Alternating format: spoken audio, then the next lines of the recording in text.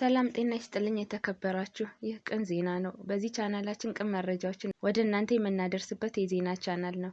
ቻናላችን አዲስ ስለሆነ ሰብስክራይብ እንድታደርጉልን እያልን የዕለቱን ቅን መረጃዎች በቅንነት ወደ እናንተ ማድረሳችን እንቀጥላለን። በቅንነት አብራችሁን ቆዩ። በኢትዮጵያ የሚገኙ የጤና ባለሙያዎች የተለያዩ የመብት ጥያቄዎችን ማንሳታቸውና በደብዳቤ መጠየቃቸው የሚታወስ ነው። የጤና ባለሙያዎችንና ሰራተኞች ጥያቄዎችን በተመለከተ የጤና ሚኒስቴር የሕዝብ ግንኙነትና ጤና ኮሚኒኬሽን ስራ አስፈጻሚ ዶክተር ተገኔ ረጋሳ ለሪፖርተር ጋዜጣ ማብራሪያ ሰጥተዋል። የጤና ባለሙያዎችን ጥያቄዎችን ለመመለስ ምን እየተሰራ እንደሆነ ጥያቄ የቀረበለት ጤና ሚኒስቴር የአጭር፣ የመካከለኛ፣ የረጅም ጊዜ እቅድ ይዞ ለችግሮች መፍትሄ ለመስጠት በሂደት ላይ እንደሚገኝ አስታውቋል። በጤና ሚኒስቴር የሕዝብ ግንኙነት ጤና ኮሚኒኬሽን ስራ አስፈጻሚ ዶክተር ተገኔ ረጋሳ እንዳሉትም በጤና ባለሙያዎችና በሰራተኞች የሚነሱ ጥያቄዎች ተገቢና እውቅና የምንሰጣቸው ናቸው። በዚህም የአጭር፣ የመካከለኛ፣ የረጅም ጊዜ እቅድ ተነድፎ ለጥያቄዎች ምላሽ ለመስጠት ከሚመለከታቸው አካላት ጋር እየሰራ ይገኛል። ከደሞዝ ጭማሪ ጋር በቀጥታ የማይገናኝ ማበረታቻ ለጤና ባለሙያውና ለሰራተኛው ጠቀሜታ የጎላ ነው ተብሎ ተለይቶ እየተሰራበት ያለ አንዱ ፓኬጅ ነው ብለዋል። የደሞዝ ጭማሪ የጤና ባለሙያውና ሰራተኛውን ጥያቄ ብቻ ይመልሳል ብለን አናምንም። የመኖሪያ ቤት ጉዳይ ዋነኛ ከሆኑ ጥያቄዎች አንዱና የጤና ባለሙያውና ሰራተኛው አገልግሎት እየሰጡ ባሉበት አካባቢ መኖሪያ ቤትና መስሪያ ቦታ እንዲሰጣቸው የሚደረጉ ውይይቶች አሁንም ቀጥለዋል። ለአብነት ያህል የኦሮሚያ ክልልና የአዲስ አበባ ከተማ አስተዳደር ለዚህ ጥያቄ ምላሽ ከሰጡት መካከል ተጠቃሽ ናቸው። ይህ ጥያቄ በኦሮሚያ ክልል ፕሬዝዳንት ጽሕፈት ቤት ተቀባይነት አግኝቶ ለኦሮሚያ ስራና ከተማ ልማት ቢሮ የጤና ባለሙያዎችና ሰራተኞች በያሉበት የቤት መስሪያ ቦታ እንዲሰጣቸው ለአፈጻጸም ውሳኔ ተላልፏል። የአዲስ አበባ ከተማ አስተዳደር በተመሳሳይ የጤና ባለሙያዎችና ሰራተኞች ማህበር ተደራጅተው ቤት እንዲሰሩ ውሳኔ ሰጥቶ አፈጻጸም ላይ ይገኛል። ሌሎች ክልሎችና የከተማ አስተዳደሮችም ይህንን ጥያቄ በቶሎ እንዲመልሱ ጥሪ አቅርበዋል። ሚኒስቴሩ የሚያደርገውን ጥረት አጠናክሮ ይቀጥላል። የቤት መስሪያ ቦታ ከተገኘ ቤቱ በምን ይሰራል የሚለው አብሮ መነሳት ያለበት ጉዳይ ነው።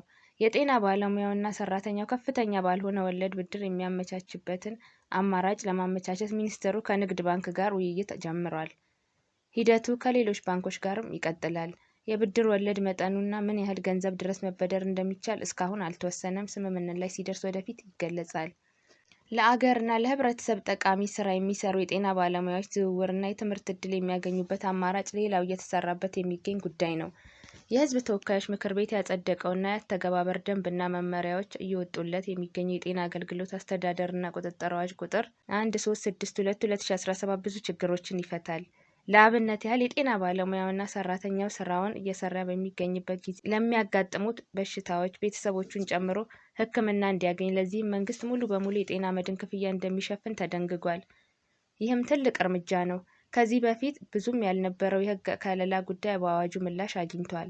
የደሞዝ ጭማሪ ለማድረግ ቀን ተቆርጦ የተላለፈ ውሳኔ አለ ወይ የሚል ጥያቄ ቀርቦላቸው በሰጡት ምላሽ ደግሞ በቅርቡ የጤና ባለሙያውና ሰራተኛውን ያካተተ ጭማሪ እንደ ሀገር ተደርጓል።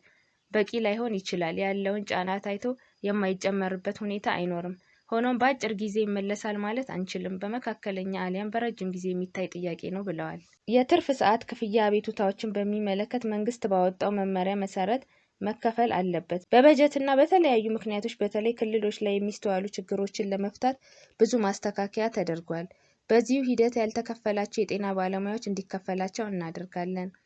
ዘርፉ ከሲቪል ሰርቪስ አስተዳደር እንዲወጣ የጤና ባለሙያዎች ጥያቄ እያቀረቡ ስለሆነ ሚኒስቴሩ ይህን እንዴት ይመለከተዋል የሚል ጥያቄ የቀረበላቸው በሰጡት ምላሽ ጥያቄው ተገቢ ነው፣ ሆኖም ዝም ተብሎ ተነስቶ ሳይሆን በጥናት ነው የሚመለሰው ብለዋል።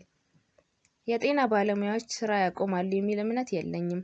እሱን አደረጉ ማለት የገቡትን የሕክምና ቃል ኪዳን አፍርሰው አባት፣ እናት፣ ወንድምና እህት እንዲሞቱ ማድረግ ይሆናል። ሆኖም ባለሙያዎች ስራቸውን እየሰሩ በተገቢው መንገድ አይጠይቁ ማለት አይደለም። ችግሩን ለመፍታት ከሚመለከታቸው የመንግስት አካላት እና ከጤና ባለሙያዎች ማህበራት ጋር ውይይቶች እየተደረጉ ነው፣ ተጠናክረው ይቀጥላሉ። ከዚያ ውጭ ግን ይህንን አጋጣሚ ጠልፎ ለሌላ ዓላማ ለማዋል በማህበራዊ ሚዲያው ዘመቻ የጀመረ የጤና ባለሙያ ያልሆነ አካል አለ። እሱን አስረግጠን መናገር እንችላለን። እንዲህ አይነቱን የጤና ባለሙያዎቹ መለየትና ማጋለጥ አለባቸው።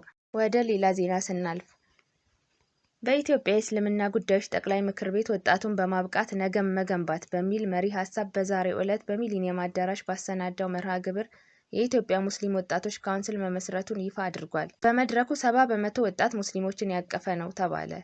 ካውንስሉ ተጠሪነቱ ለኢትዮጵያ እስልምና ጉዳዮች ጠቅላይ ምክር ቤት እንደሆነ ተገልጿል።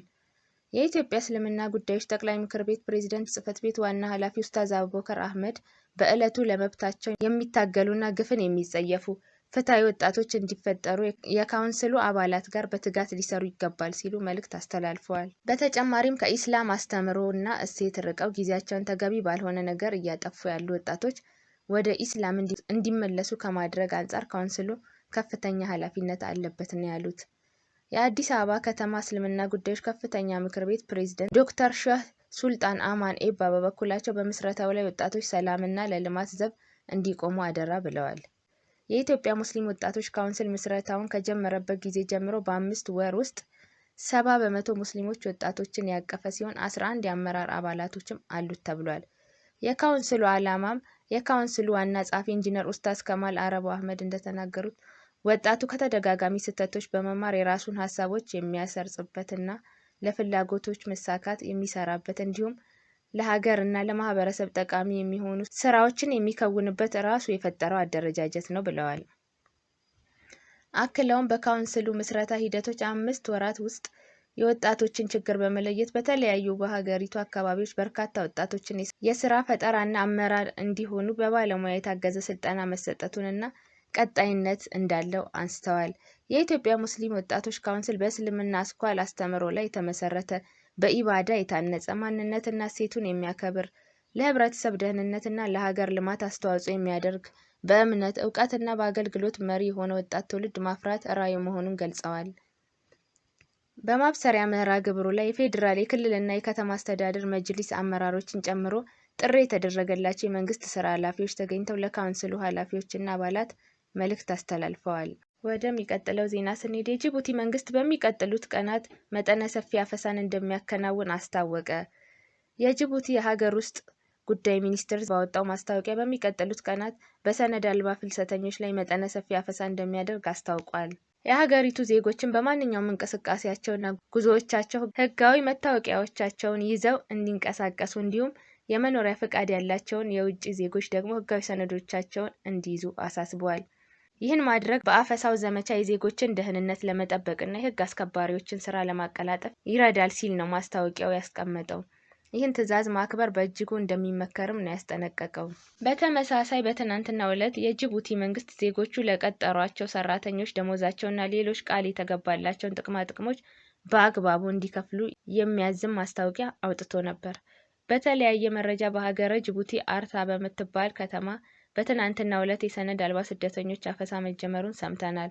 በጅቡቲ የሚገኙ የመረጃ ምንጮች እንደጠቀሱት ከጅቡቲ ከተማ 40 ኪሎ ሜትር ርቃ የምትገኘው የአርታ ከተማ በርካታ ኢትዮጵያውያን መታፈሳቸውን ገልጸዋል። አንዱ አስተያየት ሰጪ ስደተኞች ወደ ኢትዮጵያ አላስወጧቸውም፣ ከአርታ ሰብስበው ነጋድ የሚባል ከዚህ ቀደም ስደተኞች ማቆያ የነበረ ቦታ ላይ ያስቀምጣቸዋል ሲል ተናግሯል።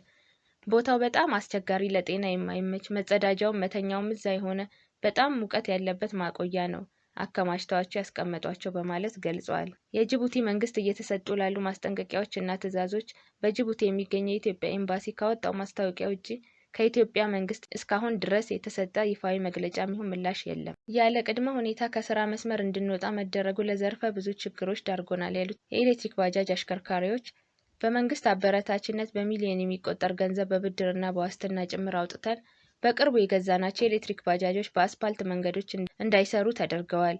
ይህም ለዘርፈ ብዙ ችግሮች ዳርጎናል ሲሉ በሐዋሳ ከተማ የሚገኙ አሽከርካሪዎች ገልጸዋል። እያንዳንዳቸው በ1 ሚሊዮን 200 ሺህ ብር ገደማ የሚገዙ ከ140 በላይ ባጃጆች በከተማው እንደሚገኙ የገለጹት አሽከርካሪዎች ያለ አንዳች ውይይትና ቅድመ ሁኔታ ካሳለፍነው አርብ ጀምሮ በአስፓልት መንገዶች እንዳይሰሩ ተብለናል በሚል የትራፊክ ፖሊሶችና የመንገድ ደህንነት አስከባሪዎች የእንቅስቃሴ ገደብ እንደጣሉባቸው አስረድተዋል። አንድ ስሙ እንዳይገለጽ የፈለገ ኤሌክትሪክ ባጃጅ አሽከርካሪ አስቀድሞ የቤንዚኑን ባጃጅ ይሰራበት እንደነበርና እሱን ሽጦ የወላጆቹን የቤት ካርታ በማስያዝ የኤሌክትሪክ ባጃጅ መግዛቱን ገልጾ ወደ ስራ ከገባ 1 ወር ባልሞላ ጊዜ ውስጥ በአስፓልት መንገድ መስራት አትችሉም ተብለን ከስራ መስመር እንድንወጣ ተደርገናል ብሏል። ሌላኛው ቅሬታ አቅራቢ ደግሞ ባጃጁን የገዛውት መንግስት ለጭስ አልባ ሞተሮች የሰጠውን ትኩረት በሚገባ ካጠናው በኋላ ነው፣ በድንገት የተወሰደው እርምጃ እጅግ አሳዝኖናል ሲል ተናግሯል። ከባጃጅ ግዢው በተጨማሪ ለሶስተኛ ወገን 12,000 ብር ገደማ 2% ተብሎ ደግሞ 21,000 ብር እና ለታርጋ 10,000 ብር ከእያንዳንዱ ባጃጅ ለመንግስት ገቢ አድርገናል የሚሉት አሽከርካሪዎቹ ከተማውንና ዘመኑን የሚመጥን ትራንስፖርት ነው ስንባል ቆይተን በድንገት ከመስመር ውጡ መባላችን ለዘርፈ ብዙ ችግሮች ዳርጎናል ብለዋል። በባጃጅ ስራው ቤተሰብ የሚያስተዳድሩ ያስያዙትን የቤት ካርታ ለማስለቀቅ በየቀኑ ገንዘብ በባንክ ገቢ የሚያደርጉ ባጃጅ በእቁብ ብር ገዝተው የቀን እቁብ የሚጥሉ ልጆች የሚያስተምሩ ቤተሰብ እጃቸው ላይ የሚጠብቅ እና ልዩ ልዩ ግዴታና ወጪዎች ያለባቸው አሽከርካሪዎች ይበዛሉ የሚሉት ቅሬታ አቅራቢዎቹ ለከተማውና ለክልሉ መንገድና ትራንስፖርት ቢሮ ሂደን ይህን ሁሉ ገልጸን ብናመለክትም ተገቢ ምላሽ ግን አላገኘንም ብለዋል። አንዳንድ የመስሪያ ቤቶቹ ባለሙያዎች ለምን ውስጥ ለውስጥ እየሰራችሁ ጥያቄ አትጠይቁም ይላሉ። ነገር ግን የባጃጁ ስሪት ለኮብልስቶን ወይም የድንጋይ ምንጣፍ መንገድ ፍጹም የማይሆንና በቀናት ውስጥ ሲልድ ባትሪው ዲናሞውን ከጥቅም ውጭ የሚያደርግ መሆኑን ገልጸዋል።